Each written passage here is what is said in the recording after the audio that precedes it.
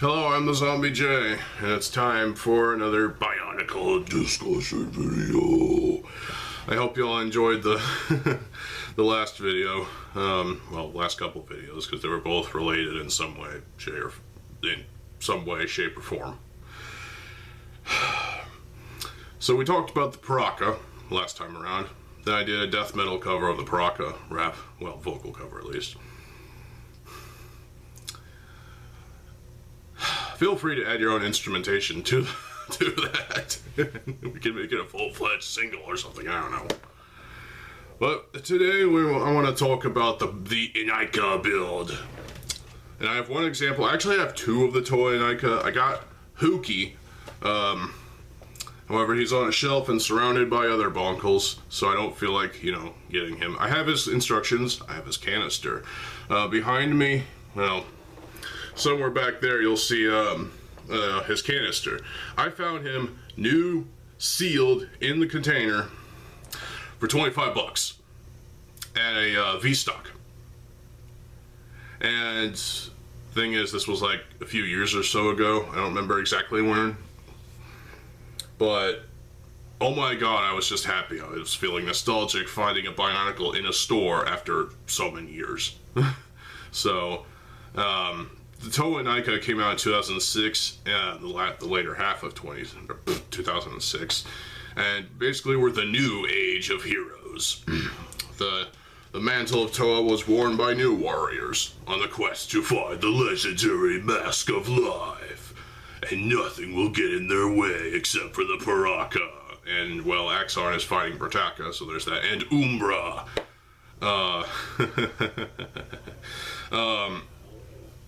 And of course, Vizon and Fenrak, which turns into Vizon and Kardos. Yeah, so the Toei Inika are pretty fucking cool. Yes, they're sort of identical in some way. Here I have Holly, and she is my favorite Toei Inika. If you don't like Holly for whatever reason, fuck you. They are distinguishable from the lower arms. Obviously the colors, their masks, their weapons, except for the blaster, which is traditionally the same, and their feet. There's two different types of Inika feet. There's two different types of Inika armor. Sometimes you'll have Inika character with their arm armor, which does this, raised up a little bit, like with Kongu Inika, and sometimes you'll have this. Holly has her harpoon thing, which I still need to replace the batteries in, but these are light up, which is fun. Like with the Paraka, have light up eyes, because that's their powers. They'll zap you. The Inika have light up swords, which will flash for 10 seconds or so. I don't know, but you hold it like this, or you hold it by this axle right here. This is a cool weapon. It looks pretty awesome.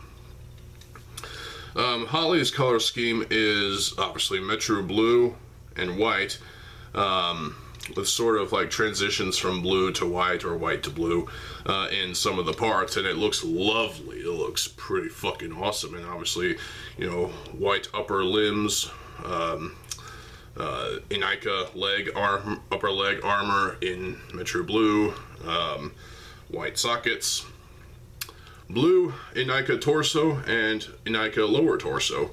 And obviously, the accent is gunmetal because, she's got the torso armor. This is what we call the Inika build.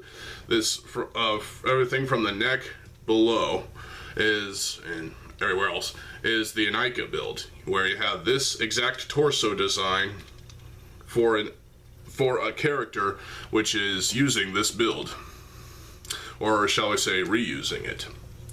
The Inika build was you thought the Paraka build was revolutionary. This actually kind of beats that in a way. It beats it to the curb, stomps it, and puts them to death. Because this is revolutionary beyond all revolutionary designs from Bionicle.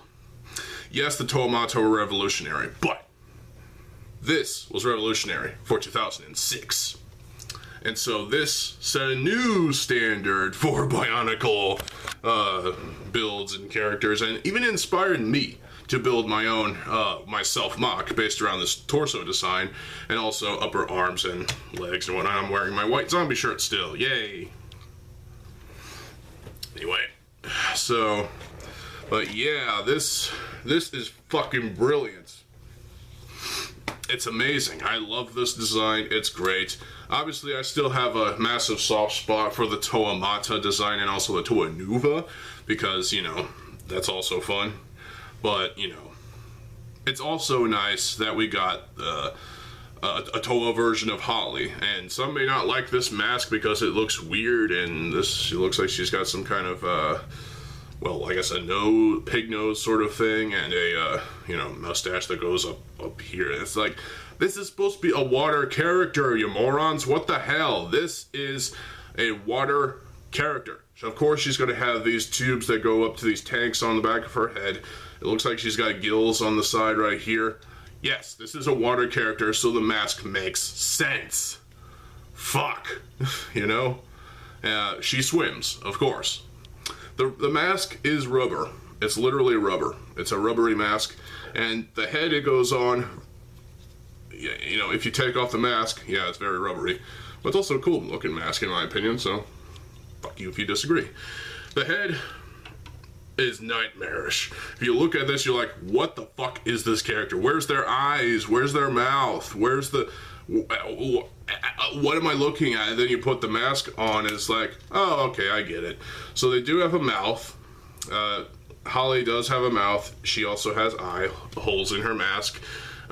So they were able to get this right, even though it is kind of weird. It's a great mask. What's holding it to this ball joint and to the socket is the 4-long axle, which plugs into the middle portion of the back of the head. There's 2 different ports there, one further back and one further up. So I usually put it in the middle because that's where it should go, and it makes more sense. So she can look all the way up like that. Holy hell. She can look all the way down to look at the tip of her toes or whatnot, tip of her foot.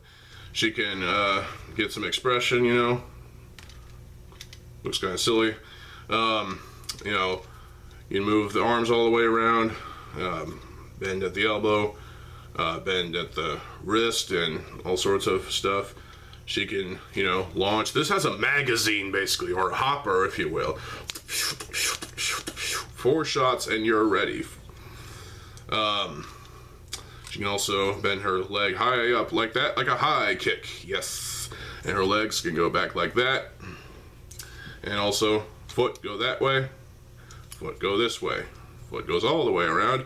You could get some dynamic poses out of the Toa Inika that you couldn't get from the Toa Metru or the Toa Hordika, even though you could certainly get dynamic poses with them to a certain degree. But with the Toa Inika, it was a new standard of posability. It's brilliant. I love it. Some people don't like the Inika design as much as prior designs from years past. Well, I mean, to each their own, right? So it's just a great design, and I'm a huge fan of this design, even though I'm generally nostalgic for the Mata design and the Toa Nuva design, you know? And while after 2006, heroes and villains alike were using the Inika design as sort of a design philosophy, as a basis for, or as a base for their designs, you know. So you have a massive amount of posability, and it's just awesome. You still don't have waist articulation, but that can be alleviated with obviously modifications and mock making that, well, I've done some good stuff with that. But yeah, each Toa Inika is unique with their weapon, their main weapon, their colors, their masks, their different configurations of the armor and whatnot, and yeah. Huki Inika actually has a chain attached to his weapon to his back, which is just weird, but hey, I like it. So it's a useful piece, and it's definitely worth using for mocks. and other bionicles. Holly is definitely a great set. She's a great character, and the Inika design was influential, in my opinion. Obviously, it influenced bootlegs as well, so that's always a fun thing, but hey. Unfortunately, sometimes you'll have, after 2006 and after 2007, really, it seems like after 2007, in the years 2008, 2009, things were starting to get a little typical and a little too familiar. So the Inika design was great, but it felt like, they were trying to expand upon it with future designs, with the 2007 stuff, with Jalar Mari, of course, had a different take on the Inika design with, different type of armor and whatnot and some other stuff, even though his legs were carbon copied almost, exactly. Same thing with Holly Mari, having her legs being exactly the same, but with different colors. And even Nuparu Mari had the same freaking torso, but the arms were obviously different, and yeah, they definitely tried to expand upon the design of the Inika build. And in 2008, with the Fantoka Toa and the Mystica Toa, they expanded upon it too, as well as the Glatorians from 2009. But things were starting to look a little too familiar, and the similarity thing is also creeping in right there. So, and in 2010, well, the Inika design was kind of put to bed. But it's still, we still enjoyed it. We still played around with it, made our own mocks, self-mocks, what have you. Even Toa teams based around this design. It is fucking phenomenal how influential and how just incredible this design was. It was revolutionary for 2006, even though the Paraka build was also being used to some extent. I mean, the one Paraka arm with the big weapon, the dual action weapon, that was being used on Nuparu Mari as both lower arms and lower legs. Wow. And okay, so you can mix the two building styles and kind of come up with something very creative. Like, I think the 2007 sets, some of those were trying to do that, and also the 2008, 2009 sets. Even Kongu, he still had the lower torso, the crotch region of the Inika build. But Kongu Mari's upper torso and shoulder areas were completely different. It was more parts added to the build. So you had a couple of Metro Green lower arms of the Toa Herdika tacked on to this new piece, which we got twice. Once with Kongu Mari and once with Pohatu Fantoka, which it doesn't work well with Pohatu, for example. Well, not for example, but you know what I mean. The Inika design definitely kind of overstayed its welcome after 2009. Because then in 2008, things were getting similar, things were getting familiar, things were getting kind of repetitive. But then it kind of got worse in 2009. Akar just looks like a Toa Inika build. He has the Inika build. Matanui has the same torso sort of design as Onua Mystica, because there was a new chest armor piece that was used for Onua Mystica, and that same piece was used for Krika as well, and Matanui. So that's 3 colors of that same piece: black, white, and Keat Orange. Brilliant.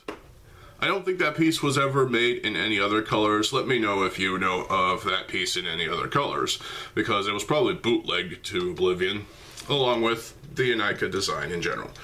The Inika parts were definitely reused in other themes, like Hero Factory, for example. The feet, obviously. I'm pretty sure the lower torso region was used, as well as, well, obviously the upper arms and even the upper arm armor on Rotor.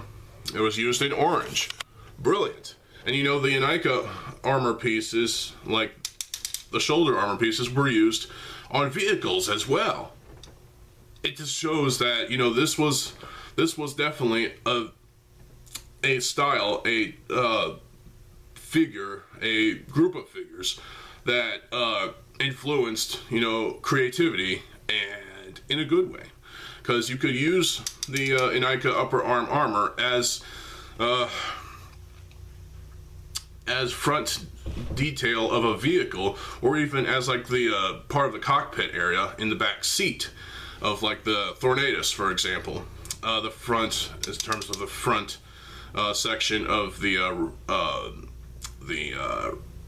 Rocco T3, which is my favorite Bionicle vehicle next to the what is it? The Tornatus V9. Is it Tornatus or Thornatus? Thornatus? I don't know. Hell, even the Inika upper leg armor was used as crotch armor in gold for Titan Matanui. It's like, what the This was brilliant. It definitely influenced a generation of new and fun ideas that are thrown around, and you know, let's basically throw shit at the wall and see what sticks. The Inika basically influenced that, in my opinion, and I love it. It's great. But you may have a different opinion, so put your thoughts in the comment section below.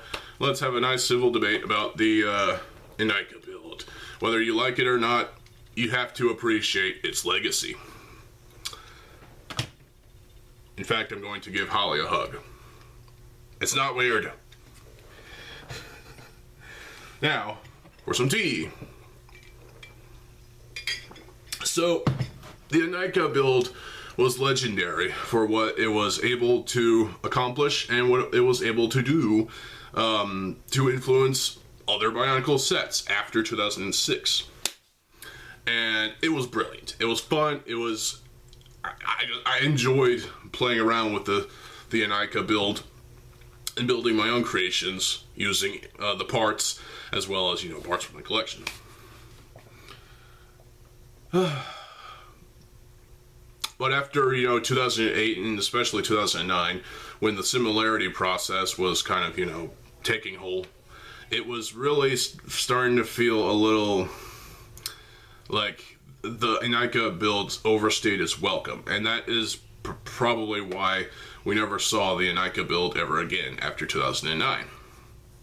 You may cry foul at that and say, oh well, Rotor has a similar Inika build. Yeah, well, he's a Titan, so fuck you. That doesn't count, honestly. Neither does Von Nebula, even though he uses the 2008 Makuta torso. That still doesn't count, because, you know, if anything, Rotor and Von Nebula were expansions upon the Inika build. They were taking Inika parts and, well, to an extent, Vaki parts and other parts here and there, and basically crafting two different sets with similar design philosophies, and really elevating the status of the Inika build to one that is worthy of experimentation and is deserving of all the praise that I give it, of others give it, and it's just fun. It's brilliant. Good job, LEGO. So, I hope you all enjoyed this video. I hope this was informative. I hope I was able to entertain you as well. And, yeah. There was actually an Inika combination model as Toa Jovan. So, again, another thing. Anyway. So, I got another video planned for y'all today, and I have a few mocks to review tomorrow, so stay tuned for that. I'm TheZOMBIEJ. I'll see you folks later. Have a good fucking day, and peace.